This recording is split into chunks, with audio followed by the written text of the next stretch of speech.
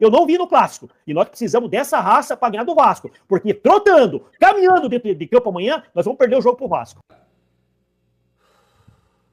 Preciso ser sincero.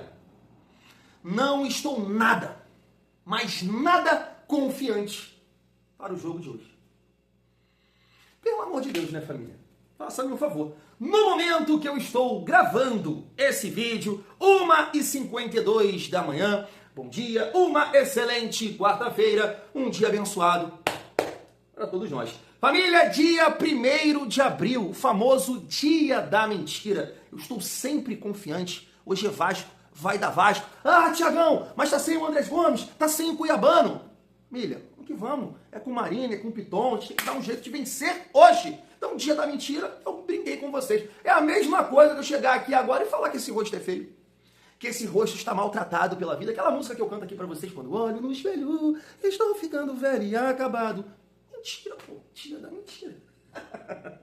Mas é isso, família. Finalmente, né? Depois de longos 10 dias, né? A gente pode arredondar. O Vasco volta a jogar numa partida muito importante pela 9ª rodada do Campeonato Brasileiro contra o Coritiba. Como vocês sabem, né? Principalmente a galera que acompanha aqui o nosso trabalho. De repente você tá chegando aqui agora, sempre no pré-jogo do canal Vasco em Família. A gente traz as reações dos torcedores de Vasco. No caso de hoje, os torcedores do Coritiba. Deu para entender muito bem nesse canal que eu separei os cortes, família, que o jogo que o Coritiba perdeu para o Atlético Paranaense pode fazer a diferença no dia de hoje. Como assim? Vontade, raça, disposição, entrega. A cobrança foi muito nesse sentido, né, em relação a essa derrota. Faltou intensidade, vontade, então o Vasco tem que entrar ligado na partida de hoje, entre outras coisas aqui que a gente vai reagir juntos, né? Estão comemorando, mais um canal que comemora a ausência do Andrés Gomes, eles falam do Thiago, do David, Piton, né, que vai ser titular no dia de hoje e muito mais.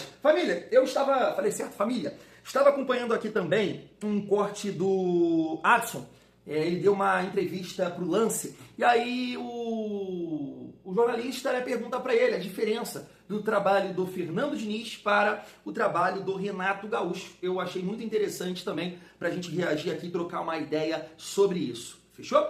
Deixa o like, comenta, hype ao vídeo para fortalecer o trabalho do Tiagão. Não esquece também aqui da moral da parceria do YouTube com o Mercado Livre, Shopee, Netshoes e Magalu. Clica aqui em um dos nossos links e vai lá comprar a sua parada que você já está planejando. Eu tô querendo te vender nada. Você vai comprar, não vai? De repente vai comprar um celular, uma televisão, um boné, uma camisa. Só clica aqui no nosso link. Ah, Tiagão, mas eu não quero essas paradas aí que você separou. Perfeito. Só clica no nosso link para você ser direcionado. Você vai na barra de pesquisa, coloca lá a parada que você vai comprar, você efetuou a compra, você vai estar me dando uma moral, sem pagar R$1 a mais. Fechou? E se você, de repente, hoje, Tiagão, eu vou mudar de vida, eu vou caminhar, vou correr, vou nadar, vou treinar, preciso de um suplemento, fecha com a Creative Fit, vou deixar o link aqui no primeiro comentário fixado. O dono do site é meu parceiro Igor e é muito Vasco. Você utilizando lá o cupom Vasco em Família, nas compras acima de R$80, você ganha 10% de desconto. Dessa moral também para o Thiago. Família, vamos seguir a nossa resenha.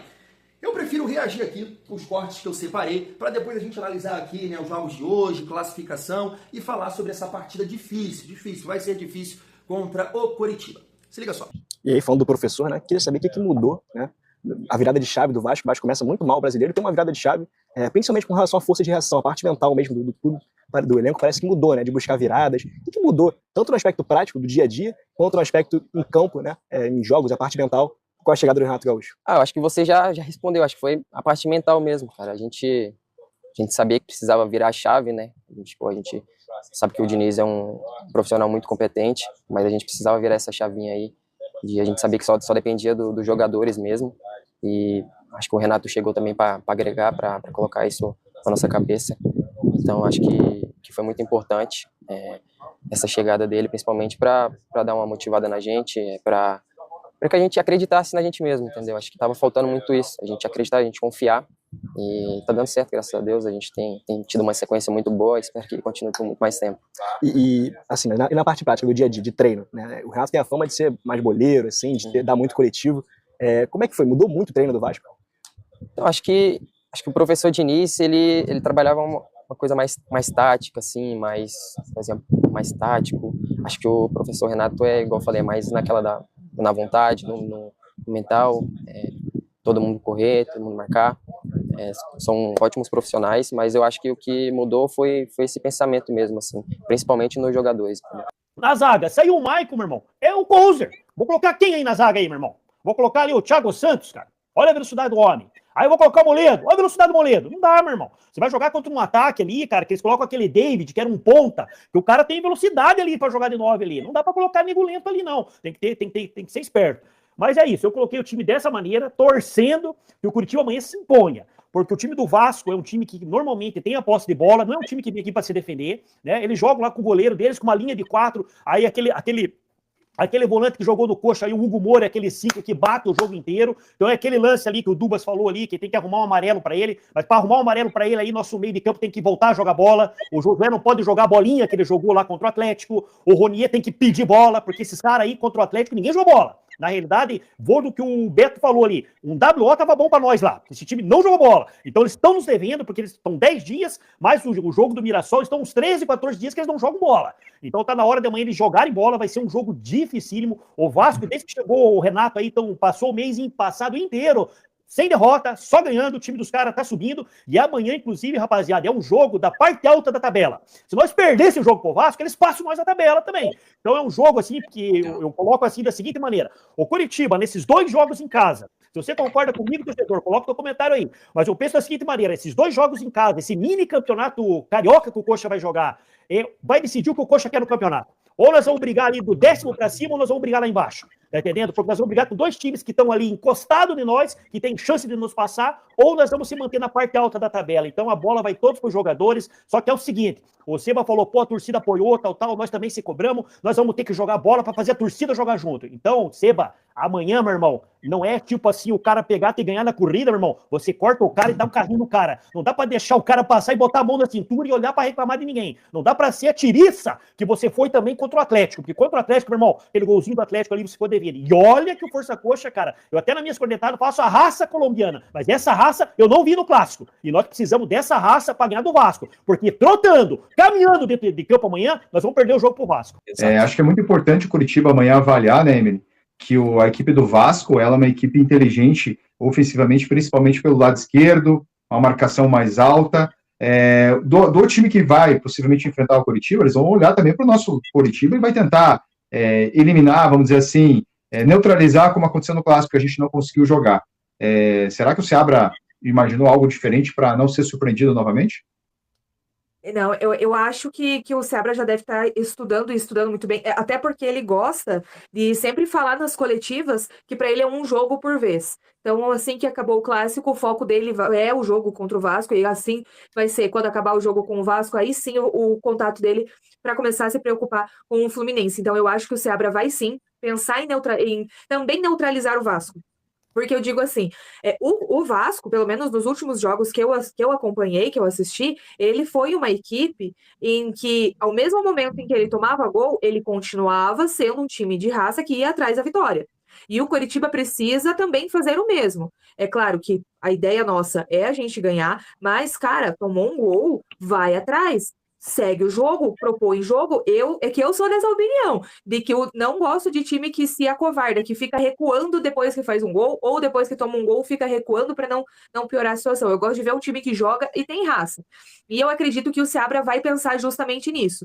Não quero ver o Coritiba amanhã se recuando, esperando o Vasco propor um jogo para daí sim entrar em campo. Porque eu já vi o Coritiba nesse ano, não vou me recordar exatamente no qual jogo, mas aquele jogo onde o Coritiba não consegue propor o jogo, não consegue atacar, porque fica ali no medo, fica ali recuando, tentando trazer a outra equipe para cá, para daí sim ir no contra-ataque. Eu acho que o Seabra precisa trabalhar um pouquinho, principalmente nessa parte, em ele também propor, não ficar esperando o time adversário propor jogo para daí ele trabalhar no contra-ataque. Eu espero que o Seabra tenha utilizado esses últimos dias para dar uma estudada boa no Vasco e que amanhã ele consiga neutralizar e mostrar pra gente que ele vai ser um excelente professor.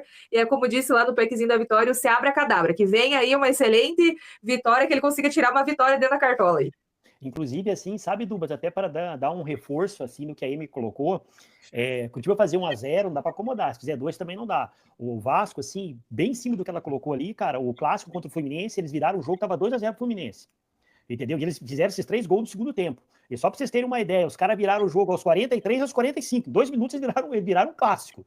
Então é um time assim que você tem que ficar muito esperto, né? O time deles ali, eles jogam praticamente ali com o Hugo Moura ali, tipo aquele cara ali segurando na frente da área, ali, sentando no cacete ali, a pancada em todo mundo, porque ele é nesse nível aí de volante, ele é aquele cara que chega para dar uma intimidada.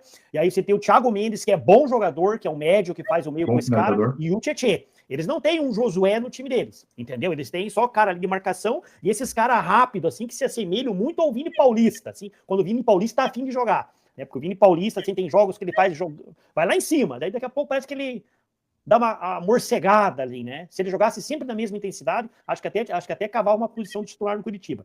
Então, assim, o Curitiba tem que ser muito esperto para jogar com esse time do Vasco aí. É um time que vem bem armado, né? Para nossa sorte ali, não vai jogar lá o André Gomes, que na minha opinião é o melhor jogador desse cara. Pô, esse cara joga nas duas pontas, corre, dribla, bom jogador. Essa aí do Cuiabano, não tenho, né, se realmente ele não vai jogar, né? Parece que estão em dúvida. Se ele não jogar, mas também não dá para comemorar muito, porque o Piton também é um bom lateral esquerdo. Tanto é que a vitória deles contra o Palmeiras, não era o Cuiabano que estava no lateral esquerdo, era o Piton, e eles ganharam do Palmeiras. Então, assim, Série A não tem melzinho na chupeta, não, meu irmão. É tudo jogo duro e o Curitiba tem que entrar ligado. Tá aí, família, vou falar logo porque eu vou acabar esquecendo, mas o Seabra Cadabra, né?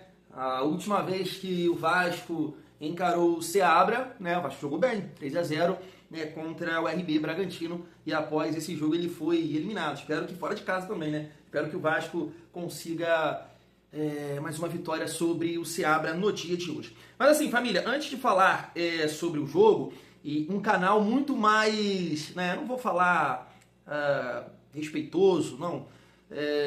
Entendendo a dificuldade da partida, né? Ontem eu coloquei um amigo torcedor do Curitiba falando que o Vasco não tem nada demais, então aqui a gente já tem um outro olhar para o Vasco, né? Até porque, poxa família, o Vasco não vem de resultados contra qualquer equipe, né? Palmeiras, Cruzeiro, Flucê, Grêmio, então, assim, eu acho que é um time que vive um bom momento para você ouvir que o Vasco não tem nada demais. O amigo não estava acompanhando o Vasco, não está acompanhando o Vasco, não está vendo a bola que o Thiago Mendes está jogando, não está vendo o Cuiabano, o próprio Andrés Gomes. Você vê que todo mundo fala do Andrés Gomes, todo mundo, todo adversário que o Vasco enfrentar vai falar do Andrés Gomes, porque ele viril, não fala dele, é atlético.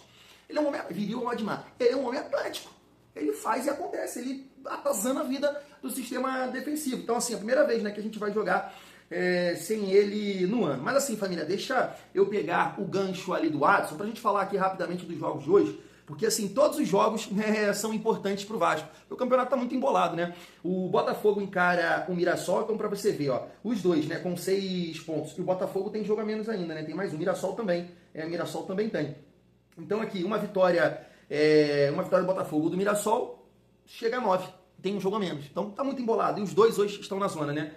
Internacional e São Paulo, da mesma forma. Hoje o Vasco está a 5 pontos do São Paulo e o Internacional está com 8 pontos. Então encosta ali no Vasco, vencendo. Bahia e Atlético Paranaense, já um pouco mais na frente, né? O Bahia com 14, a gente pode empatar com o Bahia, dependendo do resultado. O Atlético Paranaense com 16, também bolado ali, o Vasco ganhando hoje. Cruzeiro e Vitória. O Vitória tem 10 pontos, está um ponto atrás do Vasco. O Cruzeiro pode chegar a 7 aqui, ganhando Curitiba e o nosso Vascão. E mais tarde tem o Fluminense encarando o Corinthians. O Corinthians tem 10 pontos e o Fluminense tem 16. Então, assim, todos os jogos, né, são importantes aí. O Vasco precisa vencer hoje.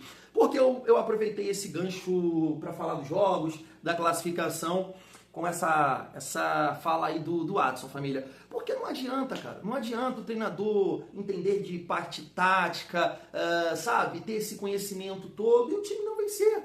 Eu pego, né, o exemplo do Souza. O Souza participou, acho que, do Charla uma vez e falou assim do Renato. Renato não treina, não trabalha, não passa nada, é só resenha, né, coletivo e tudo mais. E exaltou o Diniz. O Souza falando do Diniz parecia, né? Nossa, ele vai mudar o Vasco porque ele é isso, porque é aquilo, ele melhora o jogador. E assim, eu sei que hoje o Vasco ainda está devendo na questão defensiva. Mas, cara, é um treinador que se não ajustar o modelo de jogo dele, não vai pra frente, cara. Então, assim, família, é uma fala ali do Adson que eu não me prendo, que eu não me apego a ela. Ah, o Diniz trabalhava mais a parte tática e o Renato mais essa questão do psicológico, da vontade e tudo mais. Porque assim, família, você olha pro Vasco do Fernando Diniz, sim, teve grandes atuações, né? A ponto até do Felipe Bastos, por exemplo, chorar no ao vivo depois do 6-0 contra o Santos. Mas em outras partidas, poxa, o Vasco perdia uma bola, o adversário, na cara do Léo Jardim. Ah, marcando lá, linha alta, bola longa, o cara na cara do Léo Jardim. Você é um time que treina a parte tática? É um time que está bem treinado? Eu não consigo enxergar dessa forma. Porque é um treinador que sempre está no limite do erro. Se seu time erra um passe, se seu time erra uma movimentação, o adversário já busca nessa transição rápida, sai na cara do seu goleiro. Então não consigo entender, sabe, essa questão do Diniz, que pensa muito na parte tática e o time é frágil defensivamente. Repito, o Renato precisa corrigir isso. Só que eu acho que é uma questão muito mais também de posicionamento do jogador. Por exemplo, a gente toma um gol contra o Cruzeiro que o time estava posicionado. Só que o PH desceu muito, né? Fechou muito, deixou o Kaique aparecer aqui nas costas dele, o Nuno não acompanhou, mas o time estava posicionado ali. Foi um erro de movimentação, de leitura, sabe? E aí depois nos outros gols eu acho que a expulsão acabou pesando. E claro, a gente pode fazer aqui outras análises dos gols que o Vasco vem tomando. Mas, cara, o Renato ele está sendo muito importante porque está tirando esse algo a mais dos jogadores e colocando o time numa zona de conforto, sabe? Porque não adianta, time sem confiança, sem a moral baixa, perdendo de 13 jogos, perder 11, isso não existe, cara. Não existe. E você continuar, né, com a mesma ideia, da mesma forma, pensando no futebol, fazendo o seu elenco praticar a mesma coisa, gritando como um maluco na beira de campo, pedindo pro Rojas, pro Coutinho, pro Nuno, pressionar quem? É pressionar quem? Tá entendendo o que eu tô falando? Então, família, eu não me prendo essa questão do Renato. Muita gente falou sobre isso, não tô aqui criticando, né? Faz parte, uma opinião. Ah, que o Renato é fraco, taticamente, é isso, é aquilo. Mas nesse momento, por isso que eu peguei esse gancho do Watson, você olha pra classificação, pra sequência de jogos do Vasco, cara, o Vasco não precisa ser um milagre tático. Não quero isso, quero vencer. E o Renato está conseguindo fazer isso. Claro que eu tenho meu pé no chão, que vai chegar, né, um determinado momento da temporada que o adversário vai conseguir ler melhor o Vasco, neutralizar algumas jogadas, uma bola parada, uma movimentação. E sim, o Renato vai precisar, né, movimentar, criar outras alternativas. É aquilo que eu falo, tem que aparecer outros jogadores. Hoje ele joga com um ponta construtor e um ponta de velocidade. Mas se o Marino se colocar numa condição de ajudar, ir bem hoje, já vai ter 2 pontas de velocidade. Já você muda já, né, uma estratégia dentro dessa mudança de característica de cada atleta, sabe? Entre outras mudanças que podem acontecer aí no decorrer da temporada, além, claro, né, da próxima janela. Renato já comentou sobre reforços, família Vasca. Então, essa mudança foi essencial. Agora, analisando ali tudo que os torcedores do Coritiba falaram sobre o jogo de hoje, foi o que eu pontuei, né, no início do vídeo. Me parece que a cobrança interna vai ser nesse sentido, de muita força, de muita pegada, né, de disposição, que faltou isso no jogo contra o Atlético Paranaense. Lembrando que o Atlético Paranaense é um time de muita intensidade, de força física, ainda joga no gramado sintético, né, que eu acho que isso acaba influenciando no jogo. Mas, família vascaína, eu penso o seguinte, né? Tudo que a gente vem falando aqui sobre o Coritiba, até os resultados, né, mostram isso. O Coritiba tem mais facilidade de jogar fora de casa, por buscar essa transição, jogar no contra-ataque. Em casa tem mais dificuldade de propor, de criar, né? Perdeu para o RB Bragantino, mas teve um jogador expulso, perdeu para o São Paulo e só ganhou do Remo, mas jogando muito mal, né? Segundo a avaliação dos torcedores do Coritiba. Então teve 10 dias para trabalhar, para analisar o Vasco da mesma forma, né? O Renato não é o Fernando Diniz nesse sentido, ele olha para o adversário, ele trabalha o time, coloca o time em campo para também tentar neutralizar as jogadas do adversário, mas sim, quando tiver a bola, né, tentar jogar. Então é isso, o Vasco tem que ser intenso hoje. Eu gosto da escolha do Marino por causa disso. O Vasco perde um pouco na questão do Piton, porque o Cuiabano é muito mais intenso que o Piton. Um amigo até errou ali, né?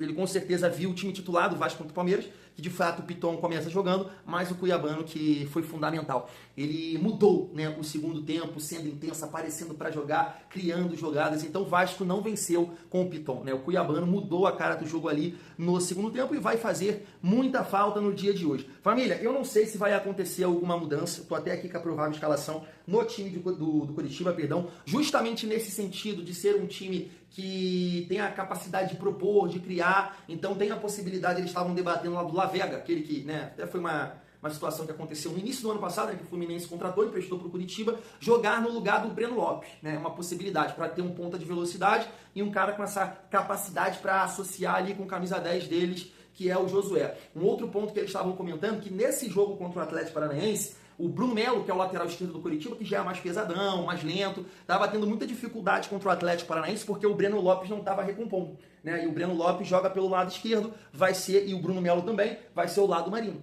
Então, assim, o Marino tem que estar bem, né? Espero que esteja bem também fisicamente para conseguir vencer esses duelos pelo lado esquerdo da defesa do Curitiba e criar boas alternativas, boas jogadas, né? Mostrar hoje essa capacidade física que ele tem em cima de um lateral lento. E não sei se ele vai optar pelo Lavega ou pelo Breno Lopes, família vascaína. Eu estou muito confiante para a partida de hoje. Eu sei que os dois jogadores vão fazer muita falta, né? O Cuiabano e o Andrés Gomes. Mas é isso que a gente vem falando aí, família, durante esses 10 dias, né? Sobre o Andrés Gomes, porque a gente já tinha um conhecimento, né?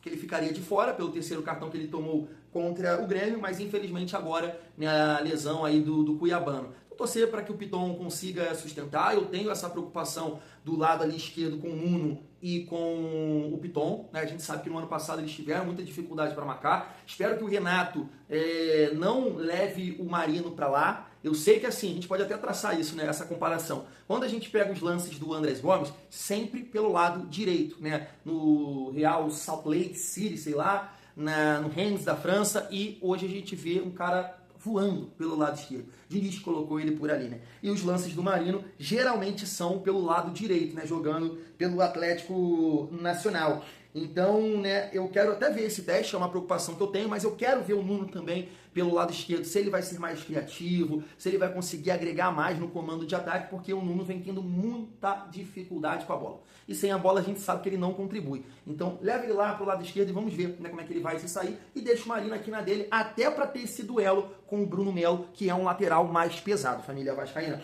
Então, assim, vamos lá pro provável Curitiba, provável Vasco. No gol, Pedro Rangel, JP Sherman, um lateral que pertence ao Santos, né? O Jaci, jogamos contra ele, né? Ele lá no Operário no ano passado. Thiago Kozer, que substitui o Maicon, e você viu o corte que o amigo fala ali, né, do David, que seria, né, uma peça importante, um 9 com a mobilidade, com a força que o David tem para encarar o Maicon e o Jaci, seria legal. Mas aqui um zagueiro de 21 anos, imagino que, né, tenha mais capacidade física. Bruno Melo, o Alisson, que corre muito bem, tem muita força física. Sebastião Gomes, foi o que ele chamou a atenção. Josué, Lucas Ronier, Breno Lopes e Pedro Rocha. Esse é o provável time do Curitiba, do treinador Fernando Seabra. Nosso Vascão, Léo Jardim, Paulo Henrique, Alan Saldívia, Robert Renan e Lucas Piton. Hugo Moura, Thiago Mendes e Tietê. Nuno Moreira, Marino Inestrosa e David, família vascaína. Esse é o provável Vasco do treinador Renato Gaúcho. Repito, estou confiante para a partida de hoje, estou acreditando muito numa boa atuação do Marino. O campo no Couto Pereira, pelo menos assim, né, quando eu não parei para assistir nenhum jogo do Curitiba, só dar aquela passada, né, e o campo parece ser muito bonito, né, parece ser um bom campo ali, tem qualidade, então vai ajudar, né, pro Marino para dar tapa na frente, né, um cara habilidoso. E o Piton me preocupa, claro, nessa questão defensiva, mas que ele possa, né, nos surpreender na partida de hoje, sustentando defensivamente, ajudando ofensivamente para a gente conquistar esse bom resultado. Agora, tem outros jogadores que me preocupam, né, que eu sei que no caso do Tietchan foi até bem no jogo contra o Grêmio, mas me preocupa essa questão do duelo, do jogo sem bola. O Nuno também me preocupa. São pontos assim que eu destaco em relação a assim, pontos negativos que eu entendo na parte teórica, vamos colocar assim, de um jogo fora de casa, que você precisa duelar, que você precisa ser intenso, e quando o Tietchan não contribui com bola e o Nuno também não, sem bola são dois jogadores que o Vasco, né, acaba não contando muito para duelar, e isso me preocupa um pouco para jogos fora de casa. Mas assim, família, o cenário perfeito é o Vasco sair na frente. O Vasco tem que sair na frente. Eu coloquei aqui várias resenhas de rádios lá de Curitiba, Jovem Pan, TNC, canais do Curitiba, vários, né? Pelo menos uns 3 que eu separei aqui, e todos eles na mesma direção. Curitiba tem dificuldade para criar. Curitiba joga na transição, no contra-ataque, né? Em velocidade. E se o Vasco sair na frente, você tira o Curitiba da zona de conforto, e aí é você aproveitar as oportunidades, os espaços que o Curitiba com certeza vai dar para tentar empatar e virar a partida, né, família? Então vai se expor, e é nesse momento que o Vasco vai poder aproveitar a velocidade do PH, do Marino, do David, e sair do Couto Pereira com os 3 pontos. Fui, junto, eu!